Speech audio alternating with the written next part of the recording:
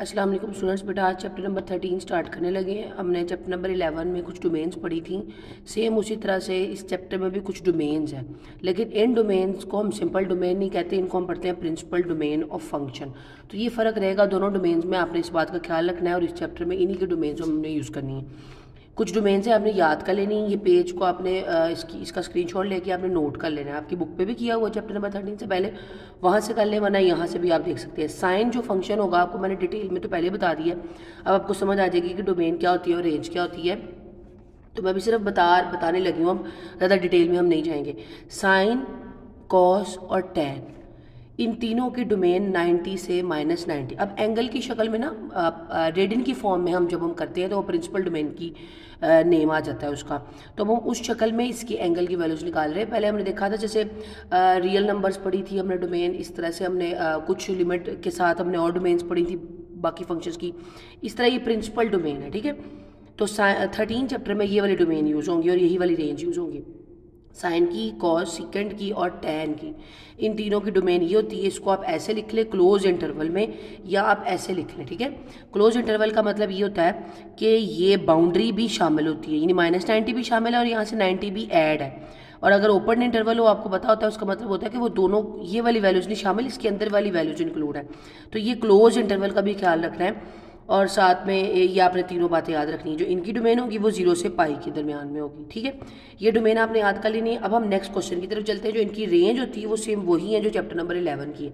तो डोमेन और रेंज पहले याद कर लें, जहन में बिठा लें इनको, फिर आगे क्वेश्चन नंबर 1 को देखते हैं। अब बेटा क्वेश्चन नंबर 1 देखते हैं। उसने कहा है इवेल्युएट विदाउट टेबल और कैलकुलेटर के। टेबल नहीं यूज़ करना और साइन इनवर्स की वैल्यू निकालनी है, ठीक है। साइन इनवर्स 1 की वैल्यू निकालनी है। तो हमें अगर अगर कैलकुलेटर यूज़ करना होता तो हम लिखते हैं कैलकुलेटर पर शिफ्ट साइन, तो साइन इनवर्स लिखा जाता है और 1 लिखते तो हमारे पास फ़ौरन आंसर आ जाता है 90। पर उसने कहा टेबल और कैलकुलेटर नहीं यूज़ करना। तो फिर हम क्या करेंगे, हम लिखेंगे सबसे पहले जो भी क्वेश्चन हुआ करेगा आपने उसको वाई के इक्वल लेट कर देना है। आपने कहना है let y is equal to वो क्वेश्चन कर लिया। फिर आपने क्या करना है, इस साइन को इधर लेके आया करना। जब आप इस साइन को इधर लेके आओगे तो वो इनवर्स है, इधर आके सिंपल साइन हो जाएगा।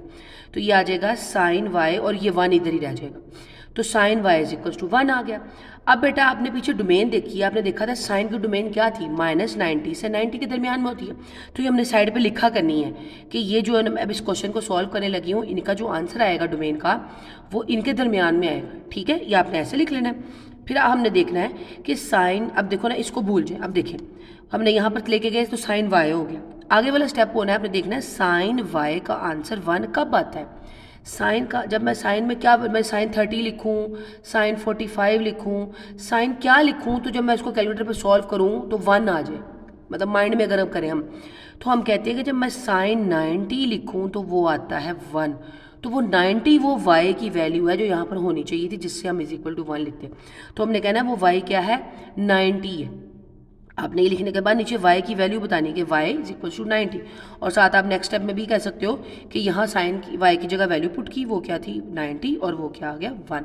तो ये हमारा क्वेश्चन मुकम्मल हो गया। ये इंपॉर्टेंट शॉर्ट क्वेश्चन होता है ये, तो इसको लाजमी इन क्वेश्चन को कर लेना है। ये क्वेश्चन मैंने आपको करके दिखाया, बाकी सारे पार्ट इसके ऐसे ही, ठीक है। यही स्टेप करना है, उनकी साइड पे डोमेन लिख लिया करनी है और इस क्वेश्चन का आंसर लिख दिया करना है। यहाँ तक मैं इन क्वेश्चंस की स्क्रीनशॉट आपको सेंड कर दूंगी ताकि आपको सबका पता चल जाए। एक पार्ट और करते हैं। अब बेटा ये वाला पार्ट बहुत इंपॉर्टेंट होता है 7 वाला, और ये मैं करवा रही हूँ, थोड़ा डिफरेंट भी है। उस पर उन्होंने कहा बाकी सारे सिंपल क्वेश्चन है, मतलब सिंपल रेशियोज हैं। पहले साइन कॉस टैन वाली, ये आती है कॉट वाली, तो ये करवा रही हूँ। कॉट इनवर्स -1, वही हमने करना है। सबसे पहले क्वेश्चन को y के इक्वल लेट किया, ठीक है। फिर उसकी हमने आगे डोमेन लिख दी, पीछे जहाँ टेबल से डोमेन लिख दी।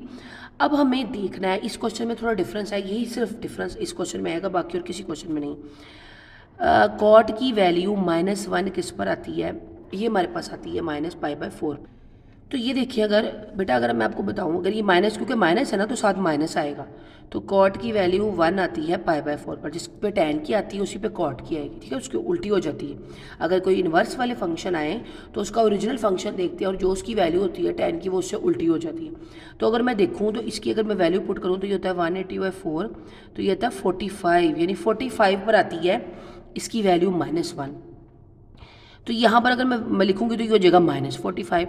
हमारी जो डोमेन है वो माइनस की तरफ तो है नहीं, हमारे डोमेन में वो ये कह रहा है, अगर मैं आपको इसको लिख के दिखाऊँ, वो ये कह रहा है, ये देखिए यहाँ पर होता है 0, यहाँ होता है 90, यहाँ होता है 180, तो इस उसने कहा है कि आपकी डोमेन जो है वो 0 से 180 के दरमियान में रहनी चाहिए। इसके द्वारा हमारा जो आंसर है वो नीचे आया है, हमारा आंसर आया -45।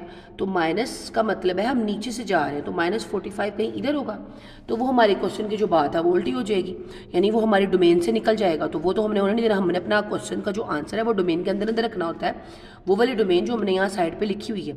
तो ये इसलिए कहते हैं कि ये वाली जो उसमें इस क्वेश्चन की ये वाली बात इस चीज़ को सेटिस्फाई नहीं कर रही, ठीक है। तो ये अब इसके लिए क्या करेंगे, इसके लिए हम बेटा अब देखेंगे कि जो फर्स्ट और सेकंड क्वाड्रेंट था इसमें कॉट की वैल्यू नेगेटिव कहाँ होती है। फर्स्ट क्वाड्रेंट में तो सारे पॉजिटिव होते हैं, आपको पता ना, हमने 9 चैप्टर पढ़ा था ऑल पॉजिटिव। इसमें होता था साइन और उसका इनवर्स पॉजिटिव, ठीक है, इसमें टैन और उसका इनवर्स, इसमें कॉस का, ऐड शुगर टू कॉफ़ी, हमने ऐसे पढ़ा था। तो इसमें सिर्फ साइन पॉजिटिव होगा और उसका इनवर्स पॉजिटिव होगा, तो इसमें कॉट नहीं पॉजिटिव होगा। तो इसमें कॉट क्या नेगेटिव, क्योंकि उसने कहा है हमारा इंटरवल 0 से 180 में, तो 0 से 180 में 2 क्वाड्रेंट आते हैं, तो या ये होगा या ये होगा, ये तो हो नहीं सकता क्योंकि ये सारा पॉजिटिव है। हमने कहना है -1, हमने इसके मुताबिक इंटरवल वो अपना क्वाड्रेंट देखना होता है, मतलब ये भी देख लिया और साथ इसकी वैल्यू भी देखी। तो -1 जो यानी कॉट माइनस किस में होगा, सेकंड क्वाड्रेंट में, तो हमने डिसाइड कर लिया कि सेकंड क्वाड्रेंट होगा, ठीक है। ये तो इसको देख के डिसाइड हो गया कि सेकंड क्वाड्रेंट होना चाहिए था, क्योंकि हमारी ये वाली वैल्यू जो है ना वो इनके दरमियान में नहीं आ रही। हमने अपनी इस वैल्यू को ऐसा बनाना है कि वो इनके दरमियान में रहे, और उसके लिए हमने क्या देखना है, हमने देखना है कि हमारा डोमेन ये थी, हमारा क्वेश्चन ये है कॉट y की वैल्यू -1 कहाँ आती है, इस पर आती है 45 पर, लेकिन वो -45 और -45 तो उस वाले क्वाड्रेंट में आ नहीं रहा। अब हमने इस -45 को प्लस में चेंज करना है। वो कैसे करना है, आपने देखा करना है कि आपके पास माइनस वैल्यू, इसमें माइनस वैल्यू किस में आ रही, इसमें आ रही, किस में आ रही है, इसमें आ रही, वो क्वाड्रेंट डिसाइड कर लेना है, एक क्वाड्रेंट। अब इसमें बेटा एंगल निकालने की कुछ तरीकाकार होता है, इसमें जो एंगल आता है वही आ जाता है। इसमें अगर आपने एंगल चेंज करना हो ना, हम को टर्मिनल एंगल पढ़ते थे, तो उसका डायरेक्ट तरीका ये होता है पाई माइनस थीटा, और इसमें होता है पाई प्लस थीटा, इसमें होता है 2 पाई माइनस थीटा। ये फार्मूलाज हैं, समझिए जब आपने अपना लाइड एंगल की फॉर्म में अपना क्वेश्चन चेंज करना होता है ना, तो हम उसमें ये करते हैं। आपने पीछे देखा होगा 10 चैप्टर में भी आपको इस बात का अंदाज़ा होगा, लाइड एंगल वाली चीज़ यूज़ की है। डायरेक्ट क्वाड्रेंट में हम डायरेक्ट कैसे लेते हैं, जब आपने इसके लिए यहाँ से एंगल निकाला होगा तो हमने पाई में से थीटा माइनस करना है, जब आपने इसमें से करना होगा तो हमने पाई में थीटा ऐड किया करना है, इसमें जो होगा वही आंसर होगा क्योंकि ऑल पॉजिटिव होते हैं। इसमें क्या करना पड़ा करेगा तो आपको, तो 2 पाई माइनस थीटा, मतलब वो पाई में से थीटा माइनस करें ना, पाई का पूरा राउंड हुआ है उसमें से थीटा माइनस करेंगे तो जो आंसर आएगा वो हमारे पास उसके अकॉर्डिंग आ जाएगा। तो ये याद रखनी, ये हमेशा ऐसे याद रखने वाली बात है। अब पाई माइनस थीटा है, पाई ऐसे रखा, माइनस लगाया, और थीटा की वैल्यू क्या आई है हमारे पास आई है थीटा की वैल्यू π/4, ठीक है। π/4 को वहाँ पुट कर देंगे, ठीक है। π/4 को, ये माइनस तो उसके क्वाड्रेंट को शो कर रहा था ना, वो हमने ऑलरेडी उसको यूज़ कर लिया कि सेकंड। π/4 इधर पुट कर देंगे, मैं वैल्यू लगाती हूँ पाई माइनस थीटा, मतलब पाई माइनस π/4, ठीक है। थीटा की जगह ये एंगल की वैल्यू है, ये थीटा है, सारे थीटा थे, उसमें उसकी वैल्यू पुट की। तो अब इसको सॉल्व कर लिया, इसका एलसीएम लेना है, 4 यहाँ पर आ जाएगा तो 4 माइनस पाई आ जाएगा 3 π/4, तो ये हमारा आंसर आ गया 3 π/4। यहाँ स्टेप किया, इसको ध्यान से देख लेना। सिर्फ ये एक क्वेश्चन मुख्तलिफ था जिसमें एंगल निकालना डायरेक्ट नहीं आ जाएगा जैसे बाकी क्वेश्चन में है, इसमें एंगल निकालने के लिए एक स्टेप करना पड़ेगा। बाकी पार्ट आपने सारे ऐसे कर लेने, मैं आपको उसकी स्क्रीनशॉट सेंड कर देती हूँ ताकि आपको समझ आ जाए। नहीं समझ आएगी तो मज़ीद मैसेज करके मुझे ग्रुप में पूछ लीजिएगा। अब बेटा क्वेश्चन नंबर 2 करने लगे, सेम ऐसी ही पूरी एक्सरसाइज है, कोई फ़र्क नहीं, इसमें दो तरफ वो क्वेश्चन आ गया।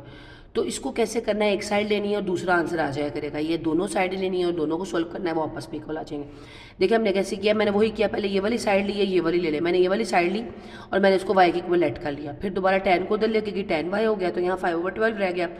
सेम वही काम किया। अब हमने ट्रायंगल बना लेंगे। आपको पता है ना ट्रिग्नोमेट्रिक जो फंक्शन होते हैं वो राइट एंगल ट्रायंगल पर हमेशा लग रहे होते हैं, पूरी ट्रिग्नोमेट्रिक जो है वो राइट एंगल ट्रायंगल पे लगती है। मैंने एक ट्रायंगल बना ली, साइन का मतलब होता था y/x, आपको याद होगा।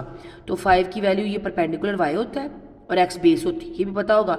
तो मैंने बेस और उसकी वैल्यू, उसकी जगह उसकी वैल्यू लगा ली, ठीक है, हो गया। अब बेटा दूसरी बात, अब ये वाला y और ये वाले y को मिक्स नहीं करना, ये एंगल का y है, आप इसको कोई और नाम दे दें, आप इसको परपेंडिकुलर ही कह दें, इसको बेस ही कह दें, ठीक है। मैंने ये परपेंडिकुलर की वैल्यू लगा दी और ये मैंने बेस की वैल्यू लगा दी, मिक्स ना हो जाएगा। अब हमारे पास इसकी वैल्यू नहीं, क्योंकि हमने tan की वैल्यू है, हमने साइन की वैल्यू निकालनी है, और साइन की जो रेशो होती है वो होती है y/r, तो आर भी चाहिए, वाई तुम्हारे पास है, तो आर कैसे आएगा, आर हम यहाँ से निकाल लेंगे। हमने कहा कि जो उसने जो हमें बात दी है, अगर मैं इसको उसी रेफरेंस को यूज़ करूँगा, मैं यहाँ पर लूँ कि sine minus inverse is equal to 13, इसको भी वाई के इक्वल रख लूँ, लेट कर लूँ और इसको यहाँ ले जाऊँ, तो ये वैल्यू क्या आ जाएगी, यहाँ पर आ गई, ये आ जाएगी sine y is equal to 5/13। ठीक है, इसको ऐसे लिख लें, इसको ऐसे लिख लें, उसने दोनों तरह से लिख के बताया। ठीक है, मेन हमारे पास ये, आप ये स्टेप स्किप भी कर सकते हैं, पहले हमने ये वाली फाइंड कर ली, फिर हमने देखें ये वाली बात लिख ली, हमने लेट किया, उन्होंने दोबारा नीचे करके किया, मैंने ऊपर लिख दिया, उन्होंने नीचे लिख दिया। Sine y is equal to 5/13 का मतलब था कि y is equal to sine inverse 5/13 था। ये इसको उसने 2 का नाम दिया, इसको ही नहीं, साइड को उसने 1 का नाम दिया, साइड को उसने 2 का नाम दिया। ये करने के बाद अब उसने कहा है कि ये वैल्यू कैसे निकली 5/13, वो ऐसे निकली, हमने इस पे लगाया पाइथागोरस थ्योरम, ए बी का स्क्वायर इज इक्वल टू ए सी का स्क्वायर प्लस बी सी का स्क्वायर। ये डायरेक्ट लिखा हुआ है, मैं अगर आपको खोल के दिखाऊं तो ये हो जाएगा ए बी का स्क्वायर इज इक्वल टू ए सी का स्क्वायर प्लस बी सी का स्क्वायर। स्क्वायर लिए, दोनों तरफ का स्क्वायर रूट लिया, इसका स्क्वायर खत्म हो जाएगा। ए सी की वैल्यू आपके पास 12 है, ए बी सी की वैल्यू आपके पास 5 है, इसमें वैल्यूज पुट की, 13 आंसर आ गया। ठीक है, अब 13 आंसर आ गया। अब उसको क्या, अब ये भी कह सकते हैं उन्होंने इसको क्या किया है, जब उन्होंने यहाँ पर वैल्यू निकालनी चाहिए, या मैं आपको कह दूँ यहाँ तक उन्होंने क्वेश्चन किया था, ये अब उन्होंने कहा था कि साइन वाई निकालना है, तो साइन वाई खुद निकालने लगे। साइन वाई कैसे निकाला, हम कहते हैं साइन वाई होता है जी वाई ओवर आर। तो वाई की वैल्यू क्या थी, वाई की वैल्यू थी हमारे पास 5 और आर की वैल्यू हमारे पास क्या निकला, ये 13, तो हमारा आंसर आ गया, ये आ गया। तो हम इसको कैसे लिख सकते हैं, मैं इसको कह सकती हूँ y is equal to sine, वहाँ चला गया तो ये हो गया साइन इनवर्स 5/13। तो ये हमारा क्वेश्चन हो गया। कैसे तरतीब बनेगी, मैं दोबारा अगले क्वेश्चन में बताती हूँ, आपको समझ आ जाएगी मजीद। जो क्वेश्चन दिया होगा आपने उसको क्या किया करना है, उसको सपोज कर लिया करना है। सपोज कर लिया, मैंने कहा ये वाई की इक्वल है, वाई की इक्वल सपोज करने के बाद हमने कॉस को इधर ले जाना, जैसे पीछे वाले क्वेश्चन में किया था, कॉस को इधर ले गए, 4/5 आ गया। हमने कहा जी कॉस की ये वैल्यू आ चुकी है, अब कॉस की आ गई तो कॉट की चाहिए, कॉट की वैल्यू फिर हमें पाइथागोरस थ्योरम लगाना पड़ेगा। मैंने पाइथागोरस थ्योरम लगाया, कॉस का मतलब होता है एक्स ओवर आर, यानी एक्स की वैल्यू भी आर की है, वाई की नहीं है, वाई की मैंने वैल्यू निकाल ली ऐसे पाइथागोरस थ्योरम निकाल के, तीनों वैल्यूज आ गई। भी आपने कुछ नहीं लिखना, जैसे मैंने कहा आपने निकाल ली। अब आपने कहना है जी कॉट वाई किसके बराबर होता है, हमने यह लिखना है कॉट वाई किसके इक्वल होता है, कॉट होता है जी tan के उल्टा, तो tan होता है y ओवर x, तो कॉट क्या होगा x ओवर y। तो हमने लिखना है कि x ओवर y, तो x की वैल्यू क्या है 4 और y की वैल्यू क्या है 3, तो ये हमारा आंसर आ गया।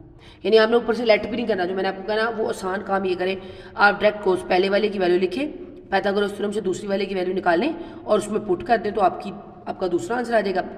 ये कर लिया, यहाँ तक करने के बाद हमने कहा वाई ये कोट को जब वहाँ लेके जाएंगे तो कोट वहाँ जाके इन्वर्स हो जाएगा, क्योंकि जिस तरह की शक्ल में उन्होंने क्वेश्चन मांगा है, हमने उस तरह की शक्ल में उसका आंसर देना है।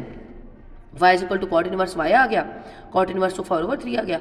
y किसके बराबर, अगर मैंने अब देखना है कि मैंने y ये 2 बन गई और ये 1 बन गई, ठीक है। अब आपने देखना है, अगर आप हेल्पिंग 1 2 लिख सकते हो, यहाँ भी लिख सकते हो, y किसके बराबर ऐड किया था, कॉज की, तो मैं यहाँ कॉज रख सकती हूँ, तो देखिए वही चीज़ प्रूफ हो जाएगी जो हमने वहाँ लिखी थी। ये लिख लो, यहाँ हमने जब 1 और 2 का नाम दिया क्योंकि दोनों y की इक्वल है, तो हमने कहा जी हमने कंपेयर कर लिया इसको 1 और 2, कंपेयरिंग हेल्पिंग फ्रॉम 1 एंड 2, तो ये दोनों साइड बराबर। आपने सारे क्वेश्चन ऐसे कर लेने, 2 भी ऐसे ही सारा ही है और 1 भी ऐसे ही सारा है।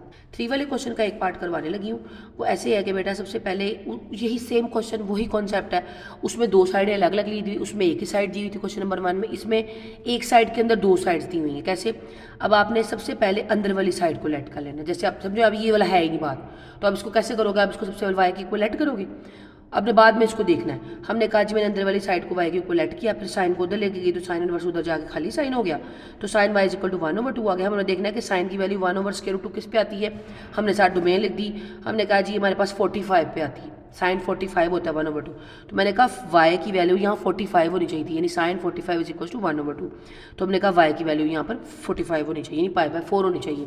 आप 1 इसको पुट करके देखेंगे तो आपको पता चल जाएगा ये 45 थी। अब इसको याद रखना पड़ेगा आपको इस शक्ल में ना, वैल्यूज थोड़ी बहुत नहीं भी आती तो कुछ थोड़ी बहुत वैल्यूज होती है, एक होता है π/2, एक होता है π/4, एक होता है π/6, एक होता है 3π/2, तो वो याद कर लेंगे इनकी वैल्यूज क्या है, फिर जहाँ जो लगानी पड़े आप वो लगा लें।